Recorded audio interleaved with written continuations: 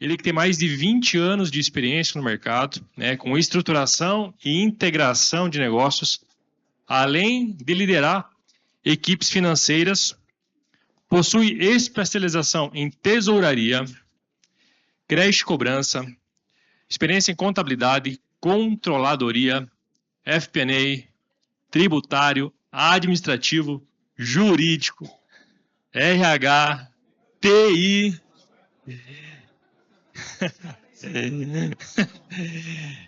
E apoia as presidências na área comercial, industrial e de operações.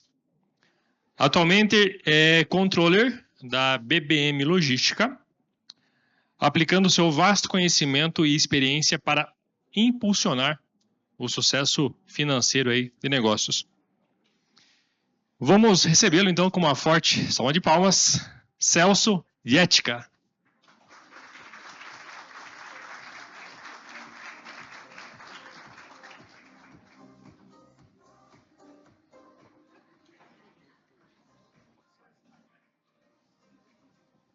Boa tarde, pessoal. Eu tenho 3 objetivos aqui com vocês essa tarde. O terceiro é que vocês não durmam, tá? O segundo é que vocês saiam daqui mais confundidos do que vocês entraram aqui hoje.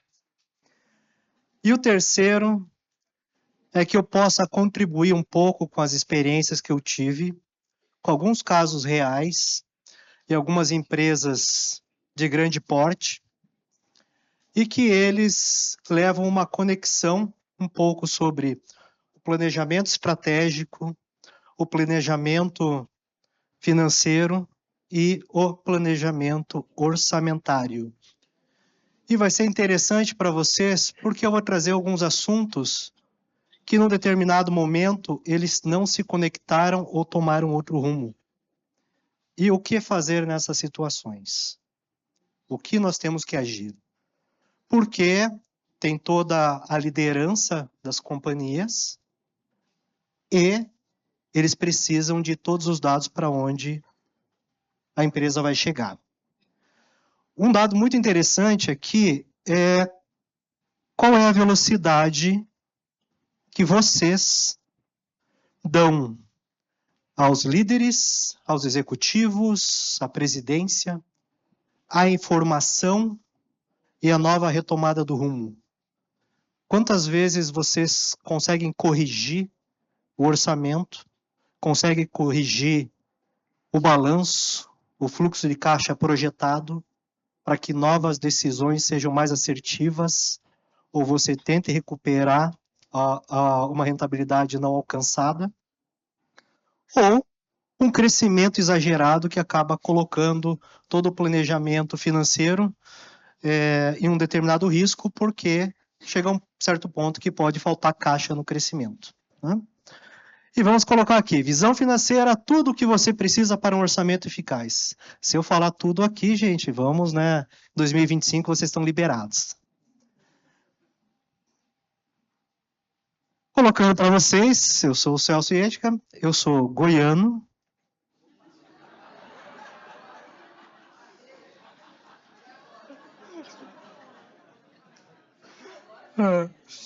Brincadeira, eu sou aqui de Curitiba, sou natural de Curitiba.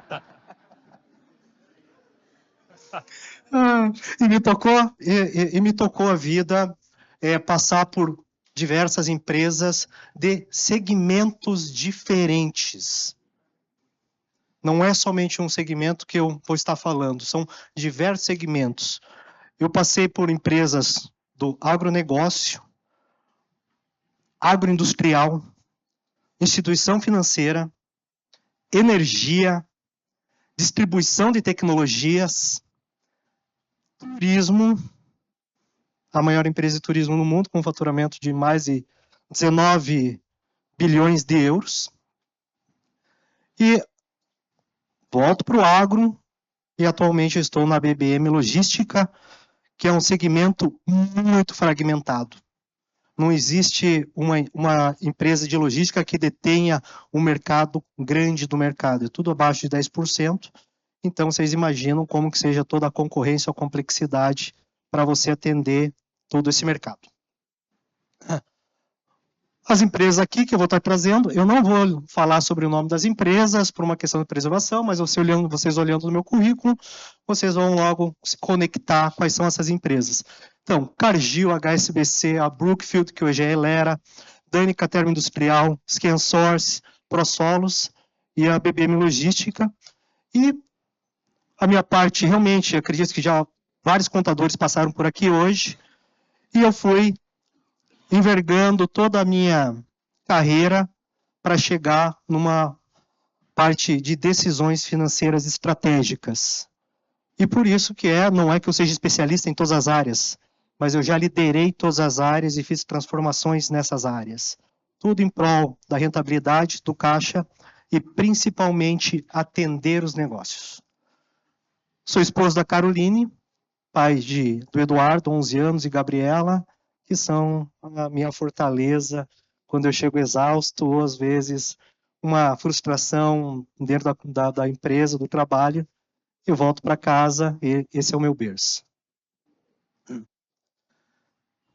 Planejamento estratégico, planejamento orçamentário, Vamos atacar aqui os antagonismos, cases reais. Mudança de rumo. Vocês são contratados por uma grande empresa do agro. O planejamento estratégico é claro.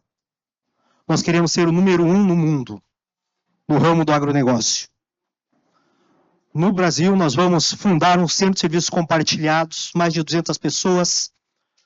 Nós vamos centralizar todas as operações do Brasil, da América Latina, todos os BUs. Vamos ter escalabilidade, vamos eliminar processos quebrados, vamos praticar o best practice, vamos eliminar sistemas e vamos ter um saving excelente. E com base nisso, o nosso planejamento orçamentário está pronto e nós vamos aplicá-lo. Mas acontece alguns poréns. A empresa matriz, muito rápida no mercado, e com essa visão de longuíssimo prazo, já naquela época, mais de 10 anos de visão, ela determina que alguns negócios da América Latina não são tão rentáveis como se espera e ela acaba vendendo. Logo, o Centro de Serviços Compartilhados que foi montado naquela época em Curitiba, aquela economia, aquele saving esperado já não está mais para acontecer. Corta-se pessoas, diminui o projeto, muda-se para um prédio menos sofisticado. Como fazer? E você olhava para a pessoa responsável pelo planejamento orçamentário, se descabelando, porque isso havia sido um ano após a inauguração do Centro de Serviços Compartilhados. Passa-se mais um ano, conseguimos, eu, mero analista, me reportando direto à Argentina, mas vendo os desesperos dos meus colegas, consegue-se equilibrar a balança, mas aquele saving esperado não aconteceu. Existe essa possibilidade, que não era o objetivo, de talvez prestar serviços compartilhados, terceirização, outsourcing. Nós tínhamos uma equipe gigantesca, excelente. Mas vem o segundo fato, que o segundo maior mercado que nós estamos atendendo desde o Brasil era a Argentina, e a Argentina quebra. Pesos vai às alturas. O dinheiro lá não vale o que valia mais, e o salário do brasileiro se torna caríssimo. Uma gota para formar toda a tempestade. Não se vale mais a pena. Nesse caso aqui, vocês imaginam como que vocês se sentiriam nisso? Tinha um planejamento estratégico. Tinha um planejamento financeiro, iria dar savings, acelerar todo o processo da companhia, tornaria mais ágil, mas acaba nem o planejamento orçamentário acontecer. Tenso, hein? Nós vamos passar para o segundo, né? Já é uma nova oportunidade, uma nova maturidade dos céus. E eu vou para uma outra empresa assumir a controladoria. Quando eu assumo a controladoria, os resultados estão conforme o planejamento orçamentário, mas não correspondiam ao planejamento financeiro. No meu onboarding, né, que hoje, né, tem a palavra onboarding, né, bonito, né, lá não, era reunião, era beleza, parabéns, seja bem-vindo, tá aqui a tua cadeira, tá aqui o teu computador, trabalhe. Mas o presidente da companhia, ele me fez um onboarding de uma forma direta. Celso, nós temos uma empresa lucrativa e que nos últimos 3 anos ela está com déficit de caixa. E eu não sei o que está acontecendo e preciso que você descubra. Você começa a analisar toda a empresa, todas as tomadas de decisões, e você começa a procurar aonde pode estar essa vazão de dinheiro. E aí, vocês que estão próximos da auditoria interna, dos controles internos, antifraude, vocês começam a questionar a tudo e a todos o que está acontecendo. Nesse caso aqui, o que eu vou trazer para vocês é que foi feito um surf, navegar a onda e entrar em todos as entranhas do balanço. Aonde está indo o dinheiro? Você começa a analisar, a empresa tem rentabilidade. Mas, quando você olha nos créditos tributários, você tem créditos tributários que não estão se realizando. E aí? Você vai continuar mostrando a rentabilidade do negócio? Ou você vai ter que mudar a tua estratégia para um outro estado ou de aquilo dali, porque aquilo dali potencialmente não será realizado? Aí, você vai para um outro lado, que é, gente, é muito raro você conhecer uma empresa que ela tenha uma área comercial ansiosa, né? Uma área industrial exausta e que quer conseguir, mas às vezes ela não consegue acompanhar, e que ali acontecem alguns percalços. Um dos exemplos notados foi a área comercial, ela trazia projetos, ela trazia ordens de compra, trazia pedidos, mas para que possa ser produzido, você tem que ter um inventário. E alguns inventários são muito peculiares e específicos, e demora 1, 2, 3 meses. Então, a área de compras, de forma muito ágil, agilizava as importações, agilizava as compras internas, mas ainda era um pedido. E aquele pedido ainda estava em orçamento e ele não se tornou realidade.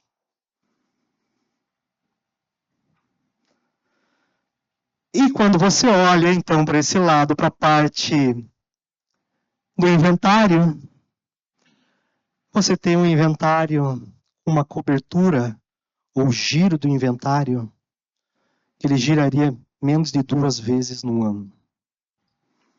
Um aging acima de 2 anos, 3 anos, em uma boa parte dos produtos. E que são produtos específicos e você não consegue retornar. E quando você olha para o contas a pagar, desse tamanho.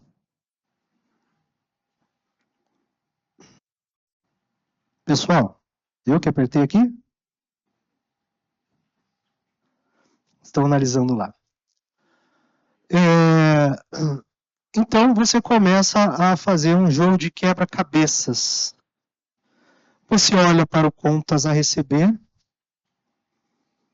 O contas a receber ele é robusto, mas você não está recebendo.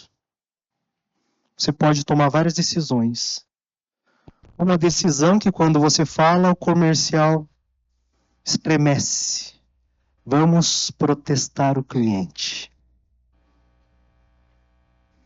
Mas você consegue protestar se a dívida é válida. Porque quando existe um desacordo comercial, você pode dar um tiro no pé. Como você vai resolver isso? O comercial diz que a culpa é do cliente. O cliente diz que o comercial não atendeu. E você tem que resolver. Mas, trazendo a palestra do nosso querido Leonardo, às vezes as pessoas, em detrimento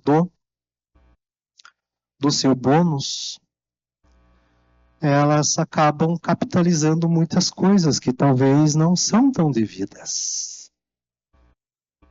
E aí você vai para o lado do imobilizado ou intangível. E aí você começa a descobrir que no capital de giro, se você não tiver todo um cuidado do seu inventário, que ele seja um inventário, que ele não tenha um aging gigantesco, quanto menor possível, que você quebre mais compras, mas que você tenha um contas a pagar atrelado, que se você comprar em um projeto, você tenha um acerto com o teu fabricante, com o teu fornecedor, que se você não conseguir executar, você vai proceder com a devolução e vai estancar esse problema, você vai resolver metade da sua dor de cabeça. Então, é uma função da controladoria, sim, analisar a parte do inventário, a parte do aging do inventário, a cobertura que está tendo de contas a pagar para você garantir um melhor capital de giro. E os prazos também, gente. Os prazos de contas a receber também são importantes. Porque se você colocar no teu planejamento orçamentário seja DSO, PMT, prazo médio de recebimento, e a área comercial começar a fazer as vendas com prazo maior, vocês vão ver o problema que vai ter lá no caixa. Então, tudo isso teve que ser analisado. Não vou entrar em alguns méritos, porque são suspeitas de controles internos também dentro daquela companhia. Satisfeito com o desafio? Vamos para um terceiro case.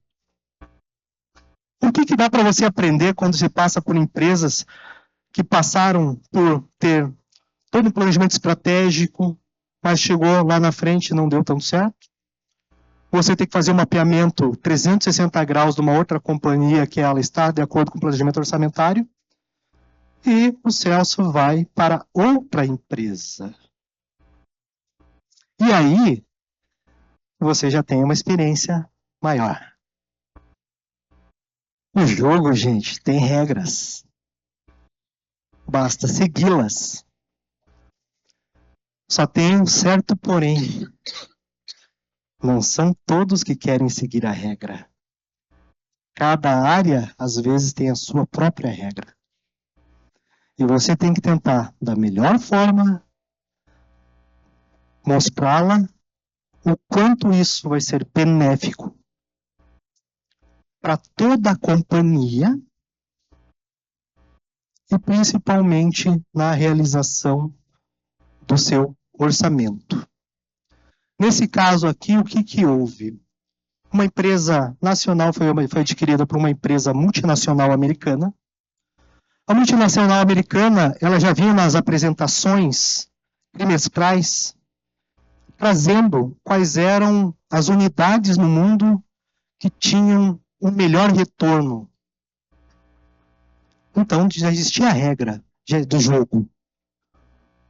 E teve um fator muito importante em tudo isso.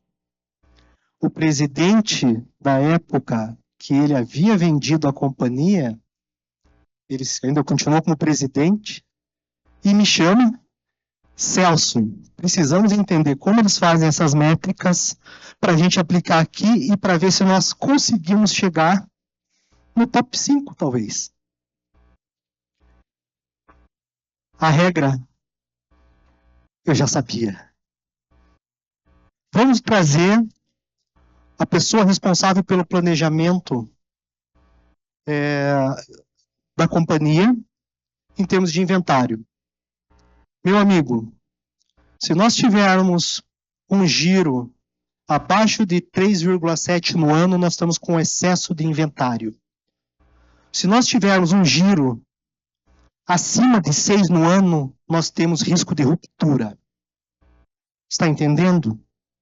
Celso, como diz a frase de um amigo meu, é muito complicado. Essa questão é muito complicado é interessante porque o que nós temos que colocar?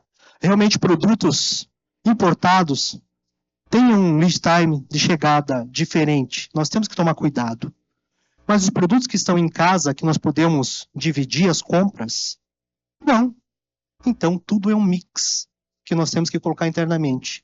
Cada grupo de produtos tem que ser o seu mix. Um outro detalhe é, eu posso ter estoque em maior volume. Não tem problema.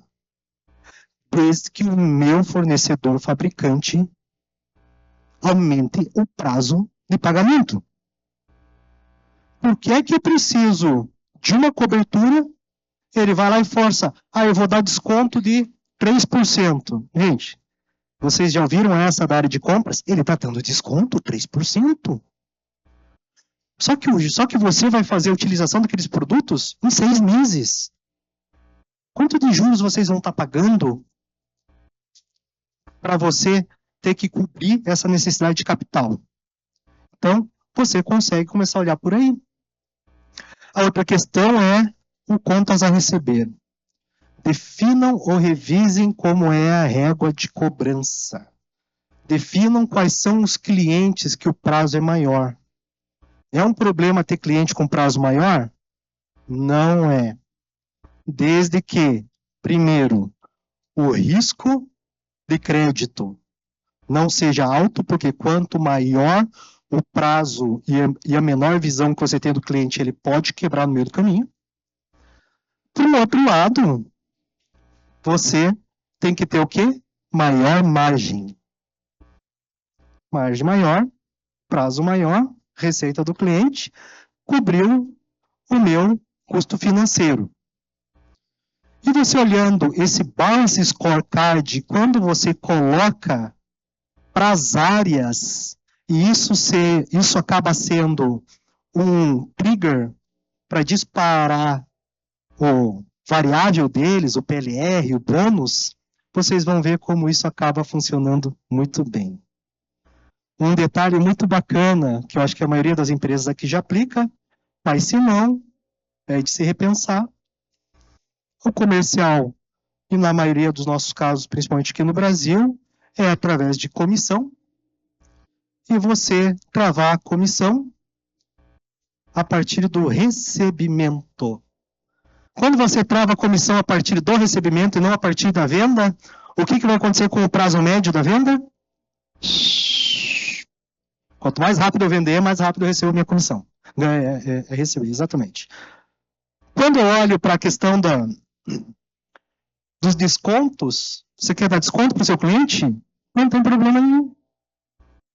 É descontado da sua comissão. Mas antes não era descontado da minha comissão. Agora é. Então, você acaba colocando a regra do jogo de forma clara para todo mundo. Um detalhe muito importante. Top-down. Não foi a controladoria que definiu, foi uma regra que já existia lá nos Estados Unidos, aplicamos no Brasil da melhor forma, e acredite se quiser, em um ano nós nos tornamos a empresa número 1 globalmente de retorno sobre resultados e rentabilidade do negócio no Brasil. Não vou dizer em tamanho. Segunda regra, que não está aqui, não fazia parte, mas eu lembrei agora, que vai ser muito importante para vocês saberem. O CEO da companhia, numa reunião, ele disse: pessoal, somos uma companhia aberta, de capital aberto dos Estados Unidos, e a regra do jogo com o investidor é clara. Nos Estados Unidos existe sempre o pensamento da crise dos 10 anos. De 10 em 10 anos sempre vai surgir uma crise. Da minha experiência que eu tenho aqui no Brasil, não é muito, mas pelo menos a minha vivência, de 7 em 7 anos a gente sofre uma depressão maior. E o que acaba acontecendo? O planejamento financeiro e orçamentário tem que estar a postos, porque a hora que entrar a depressão, o que você puder reduzir o tamanho da empresa em todo o balanço e também alguma limpeza do resultado, para que a empresa reduza o seu faturamento, pode cair sim a margem, mas que não caia a sua rentabilidade. E somente a área financeira é capaz de dar essa visão para os executivos. Alguém dormindo aí já? Vamos então para a conclusão aqui desses 3 cases. Mudança de rumo. É normal que aconteçam mudanças nas estratégias das companhias. O que importa é o quão rápido você dará suporte para adaptação. A companhia hoje, se eu estou certo, ela é número 1 no mundo. A primeira companhia na parte de trading de grãos. Ela atingiu seu objetivo estratégico de longuíssimo prazo. Houve umas mudanças de percurso, mas a companhia sempre manteve o seu rumo. O que acabou acontecendo aqui no Brasil, para vocês saberem o desfecho desses sempre serviços compartilhados? Eu fui para a Argentina, sendo o mais jovem do projeto, que havia sido colocado aqui no Brasil, e eu fui para a Argentina para ajudar a fazer a implantação dos centros de serviços compartilhados da Argentina, e eu fiquei por 4 meses supervisionando o projeto. Do Brasil, ele tinha ido para São Paulo, e se eu não me engano hoje está em Minas Gerais, e isso se tornou um case no mundo. Inclusive, outras empresas grandes, inclusive empresas instaladas em Curitiba, passaram a utilizar a Cargill como um case de sucesso. Logo, pessoal, as mudanças acontecem. Empresa número 2, o desafio de ter lucro, mas não ter geração de caixa. Lembrem-se, o planejamento orçamentário ele pode ser o melhor dos mundos. Amei a apresentação do Leonardo, que ele colocou a torre Eiffel e colocou ao lado uma torre de energia. Sem o acompanhamento, o planejamento orçamentário não é nada.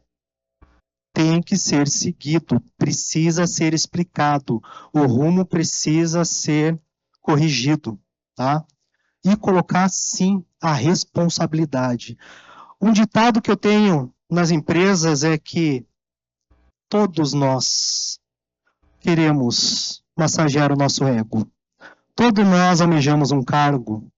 Todos nós almejamos poder, responsabilidades. Mas será que de fato nós assumimos responsabilidades?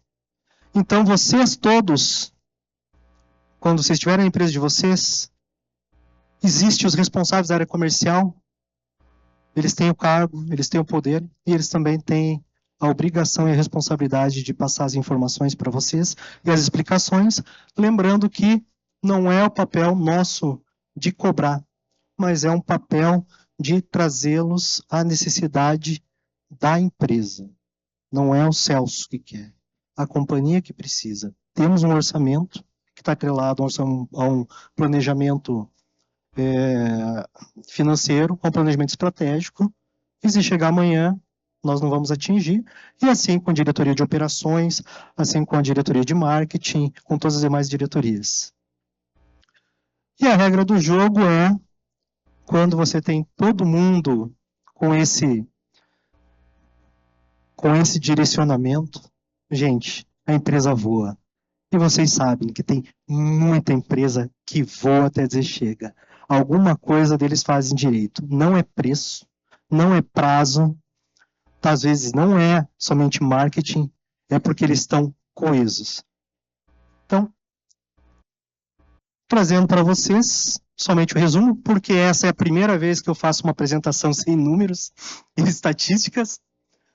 Então, planejamento orçamentário eficaz tenha diretrizes claras e realísticas. Quem de vocês utiliza a metodologia SMART?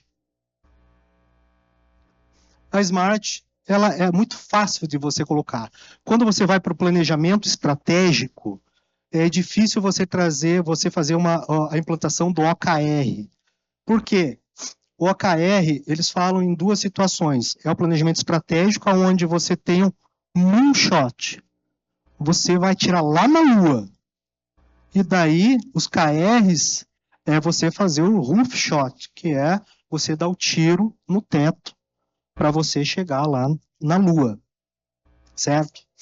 Então, e você tem que ter o objetivo SMART, que ele coloca que ele seja atingível, realista, ele tem a prazo, ele tem a mensuração dele. Então, com tudo isso, né, procurem, quem ainda não conhece, que vai ser muito bacana vocês começarem a definir as diretrizes nesse formato. 2. Garantir que as projeções estejam alinhadas com os objetivos financeiros. O case do desafio coloca isso. Realmente, ele estava desapegado. Só era feito a análise do resultado. A análise do balanço e do fluxo de caixa não era feito. Precisamos de velocidade, utilizem metodologias, né? Estamos falando aqui da strategy, do próprio plano. Então, realmente utilizem as metodologias e ferramentas a favor de vocês. Isso é importante, por causa da velocidade. E é uma questão que eu vou passar para vocês. 40% das empresas que eu passei não projetavam balanço e fluxo de caixa. Como elas chegaram até determinado ponto, mercado, sorte, sucesso. Mas depois que você implanta, você começa a ter a visão de 1, 3, 5 anos para frente. Tanto que um detalhe aqui do fluxo de caixa e o planejamento orçamentário, uma dúvida que eu sempre tive, que ela equivale, o que veio primeiro, o ovo ou a galinha? O que nasceu primeiro? O planejamento orçamentário ou o planejamento financeiro?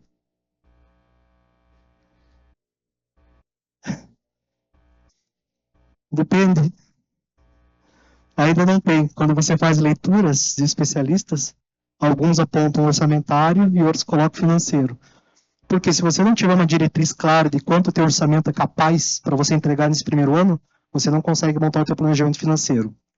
Sem planejamento financeiro, você não sabe quanto que é o caixa que você precisa para a companhia, quanto que está disponível. Então, existe aí digamos assim, uma linha muito tênue. Cenários alternativos. Cenários bons é muito bom. Aqueles que colocam que são empresas que têm executivos com uma visão bastante estratégica e que eles querem um crescimento muito alto, não tem problema prepararmos um cenário high. Assim como não sejamos também tão otimistas e prever um cenário de stress. O que vai acontecer se a gente não atingir? Na companhia anterior, nós fizemos diversos cenários, onde, no pior dos cenários, nós teríamos uma cobertura de caixa de 6 meses, e no melhor dos cenários, teriam uma cobertura de caixa de 1 ano e 2 meses. É bom a gente saber isso daí. Monitore a execução, não vou falar novamente, porque eu já comentei. E sempre que necessário, é sim viável revisar o orçamento. O que as companhias fazem é um orçamento fixo para o ano e começa a trabalhar nos forecasts. Por quê? Vai chegar em um determinado momento que o time já não quer mais, o orçamento já está muito longe. Eles já acabam nem olhando, o que entregar para mim está bom. Então, a cada 3 meses é salutar chamar todo o time para revisar. Se não vai atingir, a gente já sabe o que acontece. Cortes. E se a empresa tiver um viés de alta, chama a área financeira, porque potencialmente a empresa vai precisar de mais capital para atender o crescimento. Suficientemente confundidos? Essa era a frase de um consultor mexicano que eu tive nessa questão de visão de planejamento financeiro e estratégico. Não tinha uma aula com ele que você não saía com a cabeça mais pesada do que quando você entrou. E é aquela máxima que se você sai sem dúvidas de um evento, quer dizer que você acabou não absorvendo aquilo que você poderia. E aqui eu trago o Deming, que coloca, acho que é muito importante isso daí, o que não se pode ser medido, não pode ser gerenciado. Estamos crescendo comparado ao quê? Crescemos 10% ao ano. Quanto que foi a inflação? Quanto que o mercado cresceu? O mercado cresceu 20%. Quanto que estamos maravilhados com o mercado? O nosso cliente principal cresceu 40%. E eu cresci 15% sobre ele. Alguém está ficando com esse mercado do crescimento do meu cliente. Então, por isso que nós temos que não somente gerenciar o quanto que eu vendo para o meu cliente. O market share é muito importante também. Coloquem market share. E, para encerrar aqui, tem várias pessoas que colocam que a frase é delas, né? Vários empreendedores. Eu fiz até uma busca para ver, mas não tem uma pessoa certa para que seja denominado autor dessa frase, mas é o que realmente vale e eu acredito que vocês escutaram a manhã toda e agora à tarde também. Faturamento é ego, lucro é ilusão e o que realmente importa é o fluxo de caixa. Com isso, gente, de uma forma breve, eu espero ter passado um pouco da experiência que eu tive em algumas empresas e que isso traga um pouco de insights para vocês. Obrigado.